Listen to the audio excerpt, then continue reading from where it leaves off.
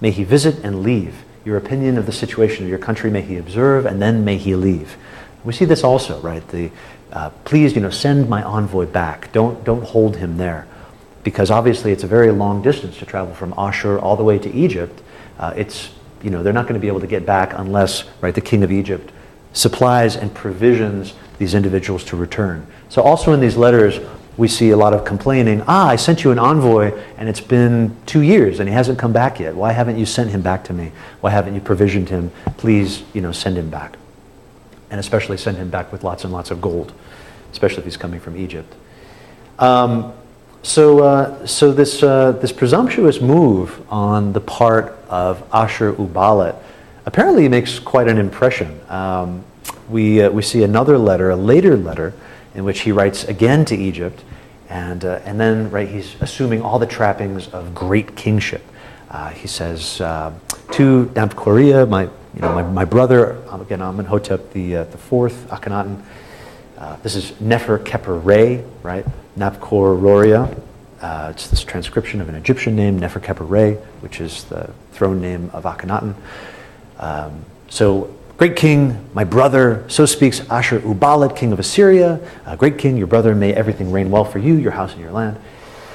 I feel very pleased at having seen your envoy. This is felt in truth before me. And so I've sent you a beautiful royal chariot, 2 white horses, an unfurnished chariot, and beautiful stone seals as gifts. It goes on and on. And then, of course, right, just like the kings of Mitanni, like the kings of Babylon, he begins to ask for gold. He says, gold in your land is like dust. Why then have you kept it from me? I'm beginning a palace and I want to have it ready soon. Please send me as much gold as is required for the decoration of this palace. If your intention is that a sincere friendship should exist between us, then send much gold. You may send people on your part, and in turn, I'll send you whatever you need. So we see again that this is taking place with Assyria, Ashur-uballit, writing again to all of these kings as brother. And he's received well in Egypt, not so well received elsewhere. The king of Babylon completely freaks out, and he starts writing letters to Egypt about Assyria and the rise of this new power, saying, why are they writing to you? Why are they going to your country without proper authority? If you're loyal to me, you won't negotiate any business with them. Send them away empty-handed. The Hittites write back to Assyria. They write back to Ashur-uballit and saying, why are you calling me your brother? Why are you writing to me about brotherhood? Were you and I born of the same mother? Which is a real slap in the face, right? We don't recognize you as a great king. We don't recognize your authority. You're just a vassal. But Ashur-uballit is, again, a wily king. He ends up eventually, by the end of his reign, we'll jump ahead here. So, right, here's Assyria, right, around 1500. Right, the central area, again, a vassal to Mitanni. We see the extent of its control again by the 13th and 12th centuries. This huge incursions. Under Ashur-uballit, he's able to expand, and essentially, with the help of the Hittites, who are again emerging in the northwest, they essentially crush Mitanni and bring Mitanni to an end by about 1300 or so. Ashur-uballit sacks Huashukani, wherever that is, the Mitanni capital. And really the power differentials change at this time. So Assyria rises, Mitanni falls halfway through the late Bronze Age. He's eventually actually even able to put his grandson, Kurigalzu II, on the throne of Babylon. This ends up not working out so well. But we see a series of great kings in the Middle Assyrian period. Which again is about 1500 to around 1000 BC. He's followed by Adad-Ninari, who continues consolidation and expansion. And this is a pretty strict and regimented society. We see expansion, a very militant emphasis on militancy, very strict and harsh laws being carried out. Shalmaneser the first reigns around 1273. All of these kings really talking about their accomplishments. Shalmaneser says he devastates 180 cities, 9 fortified temples. He captures 14,400 soldiers and blinds each one of them. It's a pretty aggressive, following the tradition of Ashur-uballit.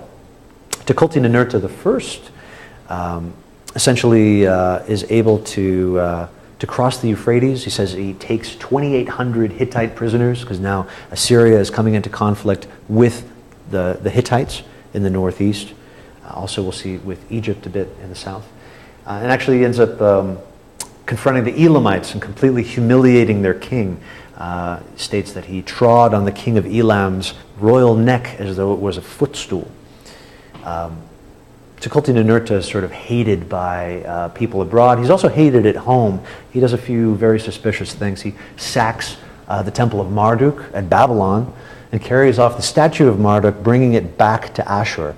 And this is very unpopular, obviously, for the people in Babylon. It's very unpopular at Ashur, too. So if you remember, Ashur as a city wasn't really used to centralized control. During the old Assyrian period, this was controlled by families, those families that traded with Anatolia, who sort of shared power among them, who invested and balanced things out. Now we've got a very centralized militant king trying to take control. So he doesn't go over very well. And in fact, by the end of his reign, he's actually assassinated by his own son and courtiers. One of the final kings of the Middle Assyrian period is Tiglath-Pileser II. He actually ends up repelling attacks from Babylon, and it's interesting. From his reign, he says he hunts horses from the sea, and this has been interpreted that he hunts dolphins. So interesting. But let's look at Ashur itself during this time, during the Middle Assyrian period. We've talked about Ashur quite a bit, but Ashur is sort of perfectly positioned as the Assyrian Empire is to really be influenced by Babylon to the south and by Assyria and the Hittites and Egypt to the west. We see that in a lot of the temple plans, for example, and the architecture of the period. We can jump in this. The city itself is again very well fortified. You can see it sits on a peninsula that kind of juts out against the Tigris River, and that's very well fortified as well, right? With a series of 2 gates, a main wall, and then a curtain wall. We talked about curtain walls last time that would defend the city from attack. So very, very well fortified city. It was excavated by Walter Andre, and currently, actually, there was a big Ottoman police station that was situated over the site. But you can see it's on this rocky outcropping. These fortifications covering an area of about a 1/4 mile wide. It's a very large site. Again, we see some classic architecture that echoes what we've seen in the south, a large temple dedicated to the god Ashur, with a central access leading to what's called a broad room cella. Right? We talked about this shift to a central access and a cella that's not lengthwise but very, very broad. This Breitraum style temple.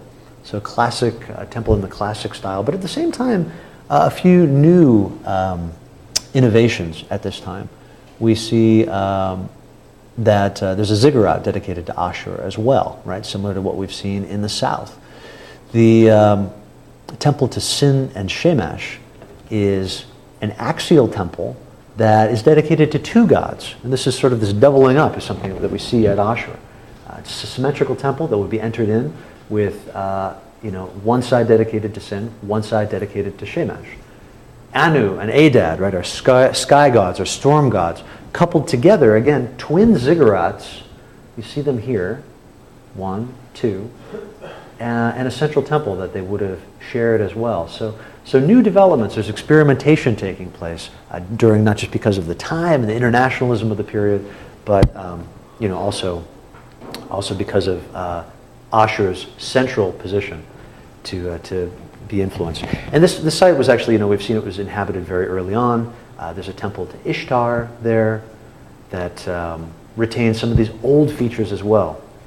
There's a close-up of those temples again, which you probably should have been looking at. You can see things a bit better. Palace, right? The palace of Adad Ninari, a palace that contains the same attributes that we've seen elsewhere, right? At Mari, at Nuzi, You see an entrance, again, from the north here, through a series of guard rooms to our central courtyard. A courtyard which is separated from another courtyard by an administrative room. In this case, a throne room. And that's something we've seen before. That's something we'll continue to see. It was true at Mare, true at Nuzi. It's true here as well. These courtyards it's a very formal plan. Later, the Assyrians will continue it, and these courts actually have names: the Babanu and Bitanu courts, the inner and the outer courtyard. These older temples, the Ishtar temple, maintain, in the event that these temples weren't built during the period, they maintain the attributes that they originally had. So for example, the Ishtar temple, which dates as far back as the 3rd millennium, we see maintains that bent axis approach. You come in, right, turn to the right, and then there's the cult statue of Ishtar. 2 shrines, another one on the lower area. But we see a distancing of the gods during this time. In this case, there's a series of 16 steps that one has to rise up to get to this cult statue and the rooms that would have kind of attended the statue on the side. So there's this distancing that's taking place between the gods. We see it similarly at Mari, right, with this sort of shrine in the throne room. Again, a series of steps. It's probably the first example of what's also taking place much later at the Ishtar temple. And this idea of distancing of the gods, not just in terms of their physical location, but also in the way that they're depicted. During the Middle Assyrian period, we find it's not a tremendous amount of art from this period, but that which we do have, specifically religious art, kind of plays into this idea. We have 3 altars that were found at the Ishtar temple that display images of the king.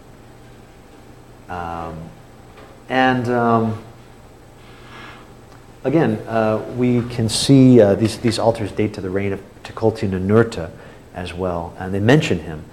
2 are decorated, 1 is undecorated, and they really reflect this new shift in artistic representation in the Middle Assyrian period and what we'll see later in the Neo-Assyrian period on depicting reality, depicting verisimilitude, right? New emphasis on musculature, on scenes of everyday life, that kind of stuff. Let's take a look at one of these altars in depth. This is the altar of Nusku, dating to the reign of Tukulti-Ninurta I. And this is really interesting. It's got an inscription on it. It's referred to very clearly, not just in the iconography, that, right, again, this is a self-referential piece. You can see this is an altar that, like the Uruk vase, very early on, depicts how it should be used. Here's the altar itself with an image of the god Nusku on it. That image, it's interesting, Nusku is a god that becomes important during the Assyrian period. He's a god of writing and wisdom, among other things. So this symbol, this abstract symbol of the god, has been interpreted as perhaps a writing element, possibly a scale, it's having to do with apportioning. But just like in the Ishtar temple where we're seeing a physical distancing of the gods, right? Now we're not even seeing gods depicted in anthropomorphic form. These are gods that are icons again, gods that are just symbols, almost like those at the top of the stele of Naram Sin. The inscription on it makes it very, very clear what this was meant for. It's known as the Nemdu throne, that just kind of means altar. Nemdu throne of Nusku. The inscription says, Nemdu throne of Nusku, exalted messenger of Ekur, the council of the gods, bearer of the scepter of temples, who stands before Ashur and Enlil and speaks daily the prayer of Tukulti-Ninurta, his beloved king, before Ashur and Enlil, the fate and destiny of all things in the midst of the council. So again, this is meant to, right, again, serve as a proxy for Tukulti-Ninurta, saying his prayers, devoting himself to the gods